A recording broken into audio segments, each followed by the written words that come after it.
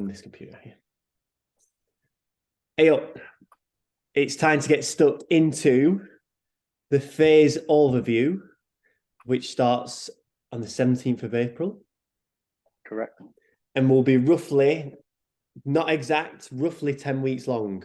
Maybe a little bit of adjustments 1 week either side, potentially. But that gives you a rough idea as to how long this phase will be. So we've got 4 areas of improvement. Now, do you want to explain why we're calling it areas of improvement? 100%. I don't mind getting in here. I'm a fan. I like the word focus, but I don't like the word focus, because as soon as you are focusing your attention on one area, we're going to see a reduction in other areas. Now, for certain people at certain times of the year, more specifically, elite level athletes or people that use competition or CrossFit as their sport, we are able to let some areas slide at certain parts of the year. For instance, an elite level CrossFitters conditioning post games goes to pot. They go on a strength cycle, they build lots of strength, build as much muscle mass as possible, and we see that drop by the wayside. That's a games level athlete or a semi-final level athlete. And that's where a lot of the content that goes out for our athletes is there across all of the different programming platforms. What we want to have an area of thought on is to not lose fitness while gaining strength, and not lose strength while gaining fitness, and working both ways around. So that's why we've got areas of improvement versus focused points, okay? Because members are coming in, if you've watched our yearly overview video, we're programming for GPP. We're not programming for the elite level athlete, even though an elite level athlete can get a great workout in one of our classes. Look at this guy. Knocked it out of the park. No, and watch me say focus over and over again now. That's it's an important distinction. You know, who you are working with, you know, and who is coming to your class. Jamie, before we jumped in this call, gave an example of one of his members who is on the pitch behind him playing rugby with his 2 young lads. You know, that's what people want to be able to do, and they don't want to be so sore that they can't bend over, or like not strong enough to not be able to pick one of them up. You know, those are the people that we're working with. So keep that in your mind throughout the whole year. Okay, cool. Right, let's go on to our areas of improvement for this phase that we're going into, starting with weightlifting. Yeah, so we've got some tempo power cleans and some tempo push jerks. This is going to be centered. This is going to be the movement that we're going to use to kind of base our phase around. But ultimately, improving positions is the key focus for this phase. This is going to allow us to really dial in, take some time to kind of alleviate some bad habits or create some good technique. A lot of your members might be in their first year of weightlifting, and we all know how many hours and how many sets and reps we need to take to actually improve our quality of weightlifting. So that's going to be our main area of improvement for our weightlifting. We are using the tempo power clean and tempo push jerk because this is going to allow us to potentially cap the overall loading, because we're not necessarily looking at building huge volumes of weightlifting in this first part. Okay. Jack, I don't know. On that. So if you've watched the annual overview, you'll have seen that one of the, you know, focuses, especially at this time of year, is really focusing on movement quality. Okay. So rather than, you know, getting at people for the weight that they're moving, like really dialing on the quality of how well they are moving instead. Okay. This is where, you know, doing your job well, like coaching well, can you iron out, you know, errors that people are doing? Like Jamie said before, this is what your main focus should be. Like James said, this is our kind of line in the sand. We'll look to do it again later on in the phase. Great. Maybe video some members from this first week to the last week and show them the difference in the technique, you know, something that they can actually really control, okay, on a weekly basis, is how well they're moving. And that's something that you can help them with by giving them the cues that they need to get better. Talking of videos, one area that can like really work for getting your members to use the correct loading is you go to them, you go, look, I'm going to film your next clean and jerk at this weight. Maybe you've identified that they've probably got a bit too much weight on the bar and they're chasing it. Go, I'm going to film it. I'm going to post it on social media. Would you be happy with your technique for everybody to see it? And they potentially, I've had this conversation with someone before, and they'll go, no, my technique's not good enough yet. And then I ask them the question, why is your technique not good enough? 99% of the time, probably a little bit too heavy. Cool. Mm-hmm. What do you think we should do? I don't say take the weight off. I ask them, what do you think we should do? They go, take the weight down a little bit. Great. Let's do it. I'll still film it. I won't post it. I'll just show you what it looks like. And these conversations, it does take layers, and it's hard conversations that you have with your members sometimes. Predominantly it's the dudes putting too much weight on the bar, like slinging it up, it's like just chasing a number. But when you put it into that kind of context sometimes to people, they'll then start to learn what's right, what's wrong. And then you get the feedback like, oh, weightlifting feels really good. My shoulders haven't hurt, my wrists haven't hurt for a few weeks because I've dropped the loading down and my movement's improved.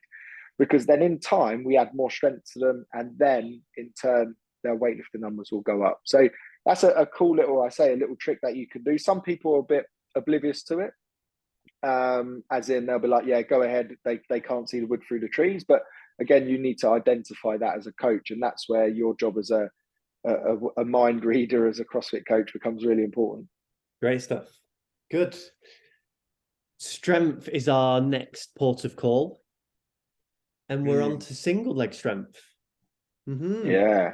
Mm. Yeah. So we're the single leg time is that where you watch that video of someone and they catch clean, or they're in their like last rep on a heavy back squat, and all of a sudden they just shift to one side of their body, and then they stand it up, and then they turn around and they go, "Oh, my leg or my back's starting to tweak here," and we're starting to start to see niggles. Same thing could happen in the overhead element as well. If you're using a barbell, you can't really see it.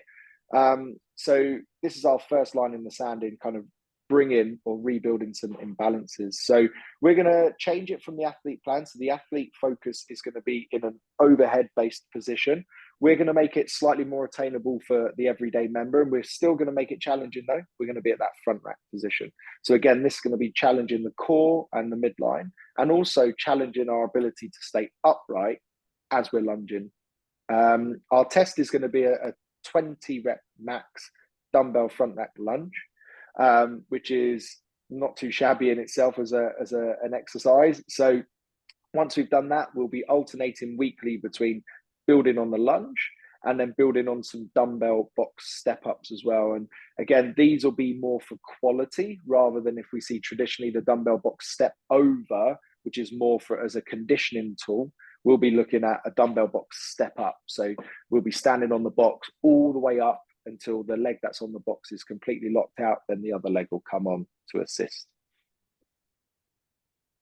This is with the open and people just putting that bit more stress on themselves, which is natural to do.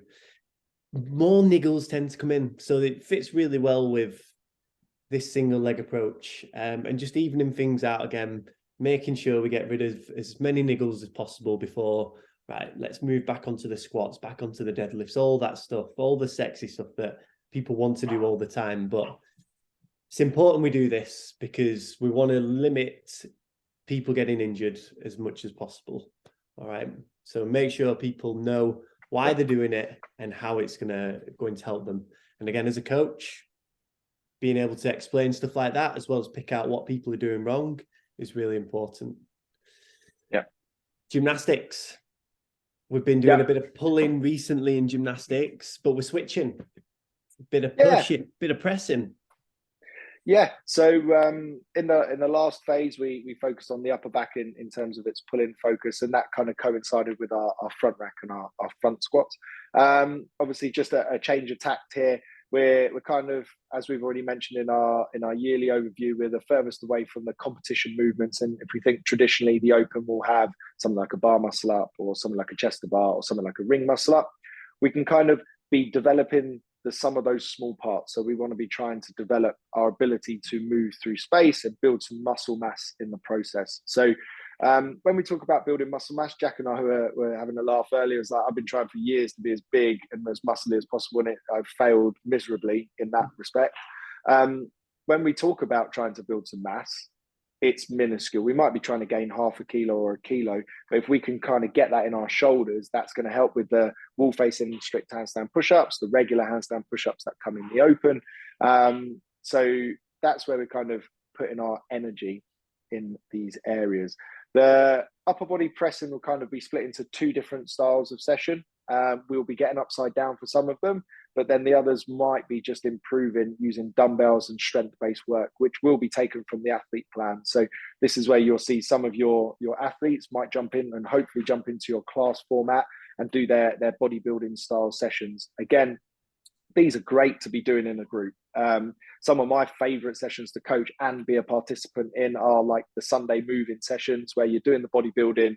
Yeah, you're having a bit of a laugh and a joke because there's an opportunity to talk to each other.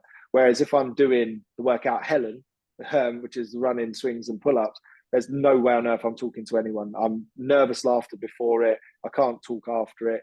It's kind of, these are the sessions that you can really build good community in. As well, just one other thing to add to this is that obviously the movements are quite different to, or can be a little bit different to, like just movements that we do in CrossFit. So what I mean by that is if we're just doing loads and loads and loads and loads and loads of just handstand push-ups, again, we're more likely to get overuse injuries, things like that. If we keep the exercise varied, you know, dumbbell presses, barbell presses, kettlebell presses, different angles, different positions, less likely to get injured, which is why there's that variance of movements in there. And importantly, you know, get used to the different movement patterns as well. Because on a daily basis, I don't know, something might fall out the cupboard. You catch it at an awkward ankle. Great, you've trained that. You're not going to tweak your shoulder or your back or whatever it is, you know, catching it. So just, again, little things to bear in mind like that, keeping an eye on the bigger picture as well. Okay. A good case study for that, definitely myself. So earlier from like October, November, I'd just done purely bodybuilding stuff. In terms of like from an upper body perspective, I was able to maintain my unbroken chest to bar number. I was still able to do strict handstand push-ups. So when they come up in the open, I was still able to do that standard. And I hadn't done a handstand push-up in months. I'd done some kipping possibly once in a class workout, but I hadn't done any of the others. The only exercises I've been doing was dumbbell strict pressing, some dips, and some downward dog handstand push-ups. Like, that was it. So once you get those skills, like, don't be afraid to like not touch them straight away. Like, build all those strengths. Like, we all know that person that comes into the gym, that joins, that can already do like strict chest to bar pull-ups, and they go, oh, is this how you do the muscle up? There's a correlation between being strong enough and being able to do it and people not strong enough. Yeah. Those people that don't have a pull-up yet can't go, oh, is this how you do a muscle up? That should read true to like, right, why don't we just do the strength work? Because then we're more likely to do the fancy stuff. Love it.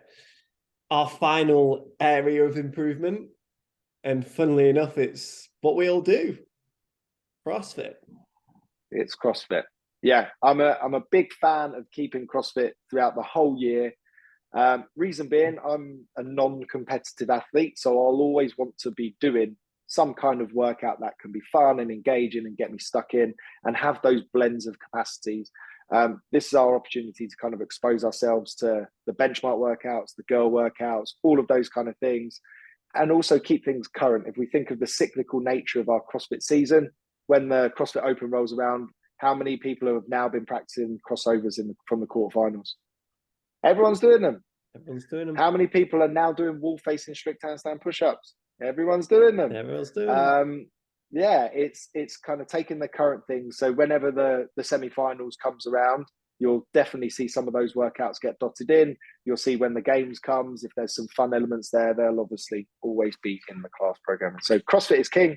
So there'll still be plenty of that, and on a weekly and possibly a daily basis. Love it. Wicked. That covers this first phase and our areas of improvement, Jamie. Wonderful. Not focuses, areas of improvement. Nope. Brilliant. No, great stuff. If any of you guys have any questions, drop us a message via WhatsApp or on Circle. Actively trying to get more people to use Circle so that if one person asks a question, other people are probably thinking the same. If we answer it, it kind of helps all you guys as well. And you're more likely to get more insights into, you know, how we're thinking, why we're doing stuff, all that. So yeah. Thank you very much, Jamie. Awesome. Nice to speak to you, Jack.